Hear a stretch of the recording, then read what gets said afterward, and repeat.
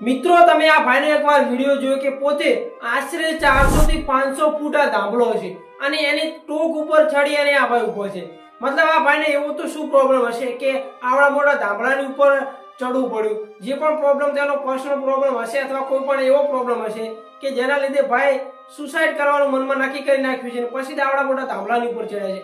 કેમ કે કોઈ માણસ એટલું ના વિચારે કે આવડા મોટા ધાંભલા ઉપર ચડ્યા પછી કદાચ જો નીચે પડી ગયા ને તો ભાઈનો જીવ જઈ પણ શકે છે। કેમ કે આ આશરે 400 થી 500 ફૂટ ધાંભલો ઊંચો હશે અને તેની ટોક ઉપર તે પણ ભાઈ એકદમ હવાની અંદર લટકી રહ્યા હોય એવું નથી, પણ ફક્ત તેમના પગ જ અડી રહ્યા છે ધાંભલાની ઉપર, બાકી બધું જ શરીર એકદમ ખુલ્લું હવાની અંદર લટકી રહ્યું। જો કદાચ હવાનો ઝોકો આવે તો પણ ભાઈ નીચે પડી શકે છે।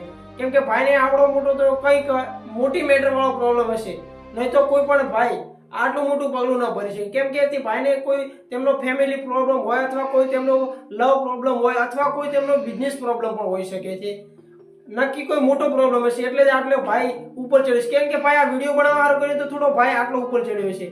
કેમ કે સોશિયલ મીડિયામાં વાયરલ થવા માટે ઘણા બધા લોકો એવું પણ કરતા હોય છે, પણ આ તો સ્પષ્ટ દેખાઈ આવી રહ્યું છે કે કોઈ પણ માણસ વિડીયો બનાવવા માટે થઈ અને આવડું મોટું પગલું ના ભરી શકે। કેમ કે આ પગલાની અંદર પોતાનો જીવ પણ જઈ શકે છે।